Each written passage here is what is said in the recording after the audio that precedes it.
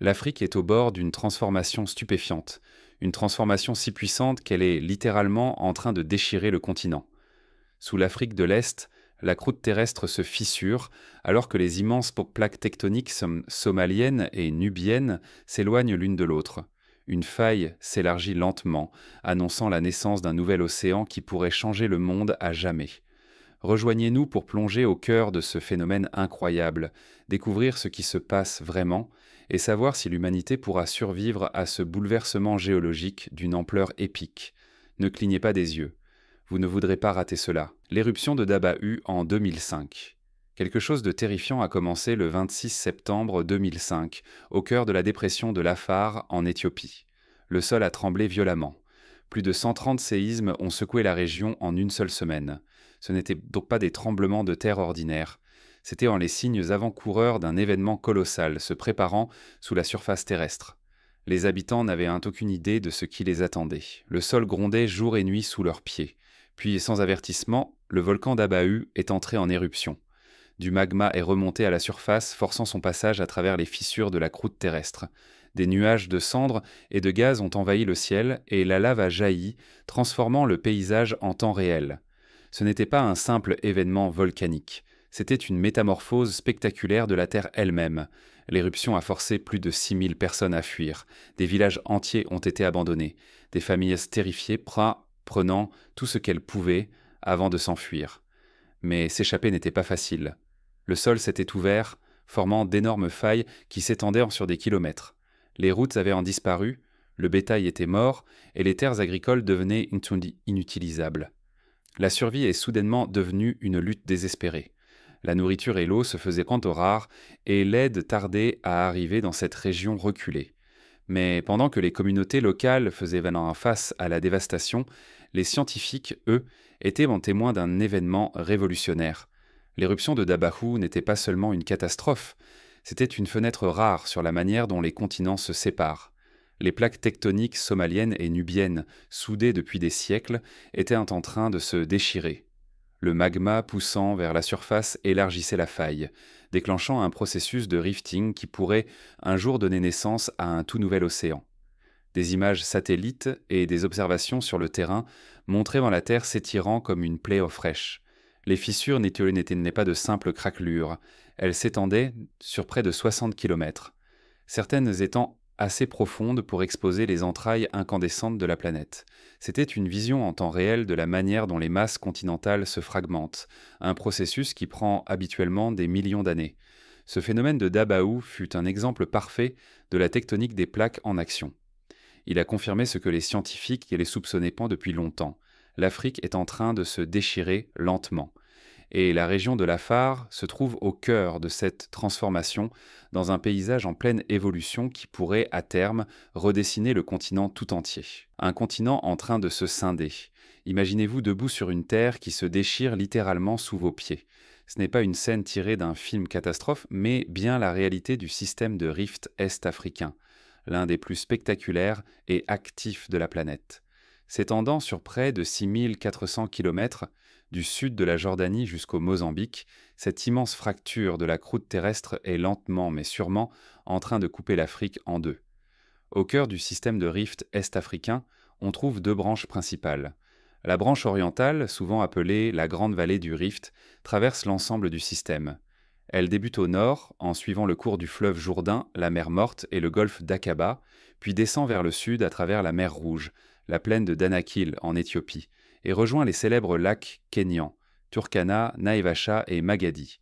Le rift poursuit ensuite sa course à travers la Tanzanie, parfois à peine visible à cause de l'érosion, avant de traverser la vallée du fleuve Shire et d'atteindre l'océan Indien près du Mozambique. Mais cette faille n'est pas une simple fissure statique. Elle est vivante, en croissance, et elle façonne le paysage sous nos yeux. La force motrice? Les plaques tectoniques. La plaque somalienne dérive vers le sud-est, tandis que la plaque nubienne se déplace vers le nord-ouest. En s'éloignant, elle provoque l'apparition de profondes fissures, la formation de montagnes et l'effondrement de vallées. Ce processus, entamé il y a des millions d'années, est encore en cours aujourd'hui. Le magma joue un rôle central dans cette transformation. Sous le rift, la roche en fusion pousse vers le haut, forçant les plaques antitrains à s'écarter. À mesure que la croûte terrestre s'affaiblit, elle se fracture, formant des failles et de nouvelles terres. C'est le même processus que celui qui se produit au niveau des dorsales médio-océaniques, mais ici il se déroule sur la terre ferme. Avec le temps, à mesure que la faille s'élargira, l'eau de mer s'y engouffrera, divisant l'Afrique en deux masses d'ondes continentales distinctes. Les scientifiques estiment qu'il faudra des millions d'années pour que ce nouvel océan se forme complètement, mais le processus est déjà en cours. Certaines zones, comme la dépression de l'Afar en Éthiopie, sont déjà en train de s'enfoncer sous le niveau de la mer. Les conséquences de cette transformation seront profondes. De nouveaux littoraux apparaîtront, modifiant les régimes climatiques, les écosystèmes et les implantations humaines. Les lacs se déplaceront, des terres fertiles pourraient en disparaître, et l'activité volcanique pourrait s'intensifier. La forme même du continent africain va changer, et les générations futures connaîtront peut-être un continent scindé en deux, séparé par un vaste nouvel océan. Les forces cachées derrière la fracture du rift. Sous les vastes paysages de l'Afrique de l'Est, une force puissante et implacable est à l'œuvre. Le sol même sous nos pieds est en train de se fendre, poussé par un processus géologique irréversible qui, un jour, remodèlera le visage du continent. Le rift est africain n'est pas seulement une fissure dans la terre, c'est une fenêtre ouverte sur la nature toujours changeante de notre planète, où d'immenses forces s'affrontent sous la surface. Au cœur de cette transformation se trouvent deux plaques tectoniques gigantesques, la plaque nubienne, qui porte la majeure partie de l'Afrique, et la plaque somalienne, qui couvre la section sud-est du continent. Ces plaques s'éloignent lentement l'une de l'autre à un rythme pouvant atteindre 5 cm par an. Cela peut sembler insignifiant à l'échelle d'une vie humaine, mais sur des millions d'années, cela donne lieu à quelque chose de monumental, la naissance d'un nouvel océan. La force motrice derrière ce mouvement se trouve dans les profondeurs de la Terre. Les courants de convection dans le manteau, générés par la chaleur intense du noyau terrestre, brassent la roche en fusion et produisent suffisamment d'énergie pour fracturer la croûte terrestre. Contrairement aux plaques qui entrent en collision et forment des chaînes de montagnes, ces plaques divergentes déchirent le sol, créant d'immenses vallées, des escarpements vertigineux et de profondes fissures qui ne cessent de s'étendre. Ce qui se passe en Afrique de l'Est reflète la formation des dorsales médio-océaniques, comme la dorsale médio-atlantique. À mesure que les plaques s'éloignent, le magma remonte du manteau pour combler le vide. En refroidissant, il se solidifie en une nouvelle croûte, élargissant lentement le rift. Avec le temps, ce processus mènera à la création d'un bassin océanique, exactement comme ce fut le cas lorsque l'Amérique du Sud et l'Afrique se sont séparées il y a près de 180 millions d'années. Le rift africain est loin d'être silencieux. Des tremblements de terre secouant fréquemment la région, signe direct de la lutte entre les plaques en mouvement. En 2005, une série de plus de 130 séismes a frappé la région de Dabahu en une seule semaine, remodelant dramatiquement le paysage. Ces secousses ne sont pas aléatoires. Elles sont la preuve directe de l'expansion du rift. Les volcans ajoutent une autre dimension spectaculaire à cette évolution du paysage. Le rift abrite certains des volcans les plus actifs du monde, comme l'Erta Ale en Éthiopie et l'Oldoinyo Lengai en Tanzanie. Leurs éruptions ne modifient ainsi pas seulement le relief, elles affaiblissent aussi la croûte terrestre, accélérant ainsi le processus de séparation. Les coulées de lave, les nuages de cendres et les secousses sismiques font partie intégrante de ce spectacle naturel. L'activité géothermique de la région fournit une autre preuve de l'intensité des forces en jeu. Les sources chaudes et les fumerolles, d'où s'échappent ensemble des vapeurs brûlantes, sont comme des fenêtres ouvertes sur les profondeurs enflammées de la Terre. La présence de magma si près de la surface annonce l'inévitable. La Terre est en train de se déchirer et rien ne pourra l'arrêter. À mesure que la plaque somalienne s'éloigne de la plaque nubienne, les eaux de la mer Rouge et de l'océan Indien finiront par s'y engouffrer, modifiant à jamais le paysage. La dépression de l'Afar, déjà située sous le niveau de la mer, en est un avant-goût. Dans un avenir pas si lointain, cette région basse sera submergée, marquant la naissance d'un tout nouvel océan. Le rift africain est bien plus qu'un phénomène géologique. C'est un processus vivant en perpétuelle évolution. Le sol bouge, les paysages changent, et un jour, cette terre n'existera plus telle que nous la connaissons. La naissance d'un nouvel océan. Dans les profondeurs du paysage en mouvement de l'Afrique, une transformation puissante est en cours. Le sol même sous nos pieds est en train de se déchirer, préparant la naissance d'un tout nouvel océan.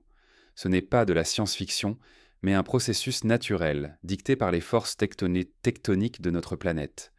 Selon le cycle de Wilson, la formation d'un océan suit 6 grandes phases: embryonnaire, début du rift; juvénile, expansion du plancher océanique; mature, bassin océanique stable; déclin, début de la subduction; terminale, fermeture de l'océan; et enfin collision continentale et formation de montagnes.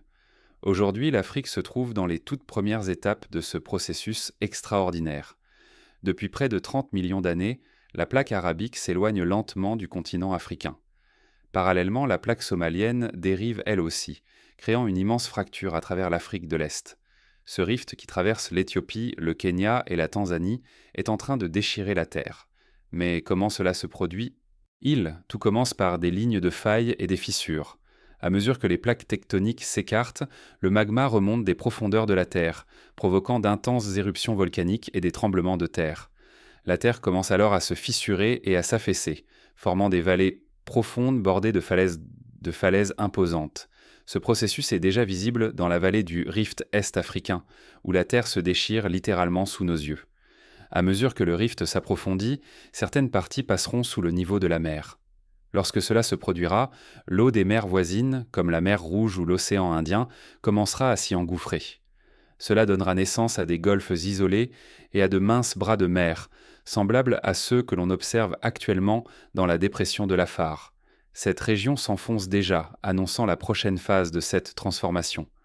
Avec suffisamment de temps, le rift en expansion formera un vaste bassin océanique. Le magma continuera de remonter, créant un nouveau plancher océanique, exactement comme ce que l'on observe aujourd'hui au niveau de la dorsale médio-atlantique. Un jour, ce qui était autrefois une terre ferme deviendra un vaste océan ouvert, séparant l'Afrique de l'Est du reste du continent. La grande question est: quand cela arrivera-t-il? Les scientifiques estiment que cela pourrait prendre des millions d'années, mais les signes sont déjà visibles. Sommes-nous en train d'assister à la naissance d'un nouvel océan? Seul l'avenir nous le dira. La transformation tectonique de l'Afrique. Depuis plus de 20 ans, les scientifiques observent un bouleversement monumental. L'Afrique est en train de se scinder. La faille d'Afrique de l'Est déchire le continent, ouvrant la voie à la formation d'un tout nouvel océan. Ce processus, bien que lent à l'échelle humaine, constitue un événement bouleversant à l'échelle géologique. En 2005, l'Éthiopie a connu une série de tremblements de terre ayant provoqué l'apparition spectaculaire d'une fissure de 56 km dans le désert, un signe clair que la plaque africaine se fracturait. Ce fut le début d'une scission colossale, divisant le continent en 2 plaques tectoniques distinctes, la plaque somalienne et la plaque nubienne. Puis, en 2018, une autre fissure est apparue au Kenya, renforçant l'idée que la faille progresse. Ce phénomène géologique rare offre aux scientifiques une occasion exceptionnelle d'observer les premières étapes de la formation d'un océan. Bien que ce mouvement soit imperceptible au quotidien, la faille s'élargit lentement, à un rythme d'environ 5 cm par an. D'après ces mesures, les experts estiment que dans 5 à 10 millions d'années, une vaste étendue océanique submergera la région, redéfinissant à jamais le continent africain. Ce processus reflète les événements qui ont conduit à la naissance de l'océan Atlantique il y a des millions d'années, lorsque la Pangée s'est fragmentée. La faille d'Afrique de l'Est suit une trajectoire similaire, transformant progressivement les paysages et créant une nouvelle frontière maritime. À mesure que la faille poursuit son expansion implacable, la plaque somalienne finira par se détacher de la masse continentale africaine, formant une nouvelle île composée de régions de l'Éthiopie, de la Somalie et de Djibouti. Cette masse terrestre, entourée d'un océan nouvellement formé, rappellera la séparation historique de Madagascar du continent africain. L'impact de ce changement va bien au-delà de la géographie. Les zones côtières du Kenya, de la Tanzanie et de l'Éthiopie seront profondément modifiées, avec des rivages redessinés par la montée des eaux. Les écosystèmes subiront des changements profonds, s'adaptant à des environnements marins, tandis que les établissements humains devront évoluer en parallèle. Les paysages économiques et géopolitiques seront eux aussi bouleversés, alors que les nations devront faire face à de nouvelles frontières maritimes et à l'exploitation de ressources inédites. Même si la naissance de cet océan n'en est qu'à ses débuts, le processus est déjà enclenché. L'histoire nous a montré que la surface de la Terre est en perpétuelle transformation, et cette faille constitue un nouveau chapitre dans l'évolution continue de notre planète. Chaque année qui passe rapproche un peu plus l'Afrique d'une transformation inévitable et spectaculaire qui redéfinira la carte du monde telle que nous la connaissons, l'impact de la transformation de la faille d'Afrique de l'Est. La faille d'Afrique de l'Est, FAE, est une merveille géologique qui façonne activement l'avenir du continent. Bien qu'elle soit encore située au-dessus du niveau de la mer aujourd'hui, des forces tectoniques implacables sont en train de déchirer l'Afrique. D'ici 5 à 10 millions d'années, cette faille s'approfondira, permettant aux eaux océaniques d'y pénétrer, donnant naissance à un tout nouvel océan et modifiant à jamais la géographie de la région. Imaginez-vous debout dans l'Afrique de l'Est actuelle, témoin d'une transformation si vaste qu'elle rappelle la naissance ancienne des océans. Le golfe d'Aden et la mer Rouge sont en route pour fusionner avec la vallée du Rift, remplaçant peu à peu les terres arides par une étendue d'eau immense. Les forces qui pilotent cette transformation sont les mêmes que celles qui ont sculpté l'océan Atlantique et la mer Rouge. Il s'agit d'un processus ni rapide ni doux qui fracture les paysages, déclenche des bouleversements sismiques et provoque des éruptions volcaniques tandis que la Terre se remodèle de l'intérieur. Pour des pays enclavés comme l'Ouganda ou la Zambie, ce passage d'un statut terrestre à celui de puissance côtière sera une véritable révolution. Ces nations, longtemps privées d'accès direct à la mer, se retrouveront soudain avec des côtes stratégiques, influençant leur économie, leur politique et leur position sur la scène mondiale. Les infrastructures, les routes commerciales et les alliances géopolitiques seront redessinées, alors que ces nouveaux littoraux redéfiniront la connectivité de l'Afrique avec le reste du monde. Pour comprendre ce futur en devenir, il suffit de se tourner vers l'histoire de la Terre. Il y a environ 30 millions d'années, la plaque arabique a commencé à s'éloigner de la plaque africaine, déclenchant une activité volcanique et des perturbations sismiques. Avec le temps, la faille ainsi créée a donné naissance à la mer Rouge, un avant-goût frappant de ce qui attend l'Afrique de l'Est. Mais ce n'est pas le seul précédent. Il y a environ 200 millions d'années, le supercontinent Pangée a entamé sa fragmentation, ouvrant lentement des fissures qui allaient devenir l'océan Atlantique. Ce qui était autrefois une terre continue abrite désormais certains des corridors maritimes les plus importants du monde. Les océans n'apparaissent pas du jour au lendemain et leur naissance ne se fait jamais dans le silence. Les mêmes forces invisibles qui ont jadis brisé la Pangée sont aujourd'hui à l'œuvre sous l'Afrique de l'Est. Le processus est lent mais inévitable, témoignage de l'évolution incessante de la Terre. Un jour, ce qui est aujourd'hui une terre ferme deviendra une vaste mer, et les générations futures verront ce nouvel océan comme s'il avait toujours existé. Conséquence naturelle. La géologie en perpétuelle évolution de la Terre a toujours été une force de transformation, remodelant des écosystèmes entiers et modifiant le cours de l'évolution. Lorsque les continents se fracturent et que les rifts se transforment en vastes océans, la vie doit s'adapter ou disparaître. Alors que la faille de l'Afrique de l'Est poursuit son expansion lente mais inévitable, elle prépare le terrain pour un bouleversement écologique spectaculaire, semblable aux événements géologiques les plus marquants de la planète. Lorsque les masses terrestres se séparent, les espèces deviennent isolées, ce qui déclenche des explosions évolutives. La biodiversité extraordinaire de Madagascar, véritable musée vivant d'espèces uniques au monde, en est la preuve. La rift est africaine et sur le point de créer des foyers similaires de formes de vie uniques. À mesure que les lacs d'eau douce deviennent salins et que de nouveaux littoraux émergent, les espèces devront évoluer pour survivre ou s'éteindre, laissant la place à une nouvelle domination écologique. L'arrivée de l'océan en Afrique de l'Est donnera également naissance à de tout nouveaux écosystèmes marins. L'infiltration de l'eau de mer dans les vallées du Rift créera des environnements allant de récifs coralliens peu profonds à des fosses abyssales, abritant des créatures adaptées à des conditions extrêmes. L'histoire en témoigne. La formation de la mer Rouge a engendré des écosystèmes uniques, abritant une vie marine qui prospère dans des eaux hypersalines. Une transformation similaire attend l'Afrique de l'Est, mais l'impact écologique va bien au-delà de la biodiversité. La formation de nouveaux océans entraîne des changements climatiques. Les côtes connaîtront des conditions plus fraîches et plus humides, tandis que l'intérieur du continent pourrait devenir plus sec et aride. Cela s'est déjà produit. Il y a 2,8 millions d'années, l'élévation de l'isthme de Panama a redirigé les courants océaniques, déclenchant une réaction en chaîne qui a mené aux âges glaciaires dans l'hémisphère nord. La faille de l'Afrique de l'Est pourrait provoquer des bouleversements climatiques tout aussi profonds, modifiant les régimes météorologiques, la répartition des précipitations et la viabilité agricole. Comprendre ces changements imminents n'est plus de la spéculation, c'est de la science en action. Grâce à l'imagerie satellite de pointe, à la surveillance GPS et à des instruments sismiques, les géologues suivent l'expansion de la faille avec une précision sans précédent. L'interférométrie satellite révèle de subtils mouvements du sol indiquant la montée du magma sous la surface. Des stations GPS fixes détectent des déplacements tectoniques de quelques millimètres seulement, confirmant la divergence progressive des plaques somaliennes et nubiennes. Les réseaux sismiques localisent les essaims de séisme, trahissant l'activité agitée du magma. Des simulations avancées offrent un aperçu de l'avenir. Le triangle de Lafare, aujourd'hui partie intégrante du continent, pourrait un jour devenir une île, séparée de l'Afrique par un océan naissant. Des modèles pilotés par l'intelligence artificielle traitent d'immenses bases de données prédisant les futures éruptions volcaniques ou la rapidité de l'amincissement de la croûte. Des drones autonomes et des robots explorateurs parcourent pour surveiller les terrains dangereux du rift, recueillant des données cruciales dans des zones inaccessibles aux humains. Ce phénomène dépasse la simple curiosité géologique.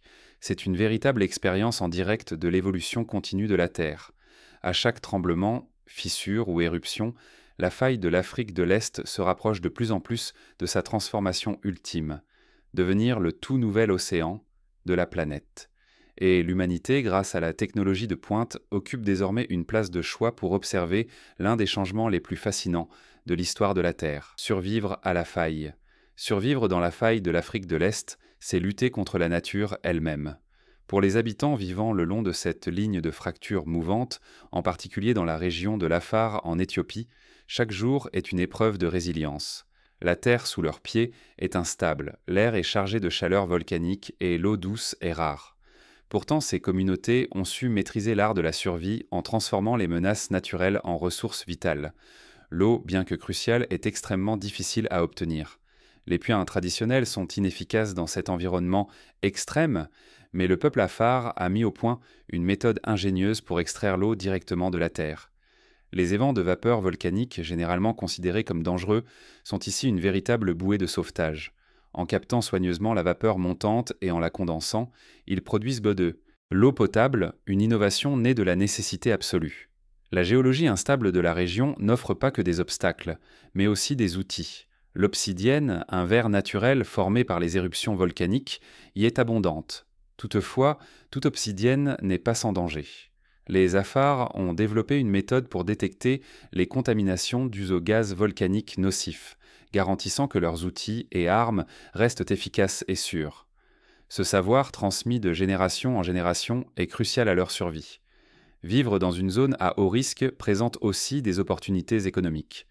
Le rift recèle une immense énergie géothermique, et les populations locales en ont tiré parti. L'Éthiopie, Mokembe, le Kenya et d'autres nations exploitent la chaleur souterraine pour produire de l'électricité, créant une source d'énergie durable qui pourrait transformer leurs économies. Ce que d'autres considèrent comme un désert inhospitalier est vu ici comme un vecteur de progrès. La Terre fournit également des minéraux précieux, or, cuivre, sel et cendres volcaniques, qui soutiennent les moyens de subsistance de nombreux habitants. Les agriculteurs, quant à eux, bénéficient partie des sols volcaniques sont fertiles, qui, malgré les conditions difficiles, permettent de récolter de bonnes cultures. Ces adaptations permettent à ces populations non seulement de survivre, mais de prospérer dans un environnement que peu de gens pourraient supporter. Mais la faille évolue. Elle scinde lentement le continent, destiné à devenir un nouvel océan. À mesure que cette transformation se poursuit, les régimes climatiques changeront, les écosystèmes seront perturbés et de nouveaux défis apparaîtront. Certaines régions pourraient bénéficier de pluies accrues, rendant l'agriculture plus viable, tandis que d'autres s'assécheront. Les espèces devront migrer, s'adapter ou disparaître. Mais le peuple afar affronte le changement depuis des siècles. Il a appris à coexister avec les forces imprévisibles de la nature, prouvant que la survie ne repose pas sur la peur, mais sur l'adaptation. À mesure que la faille poursuit lentement sa progression vers l'avenir, les habitants qui y vivent continueront d'avancer eux aussi, trouvant de nouvelles façons de persister face à un monde en perpétuelle évolution. Nous espérons que vous avez apprécié cette vidéo. Restez à l'écoute pour d'autres contenus.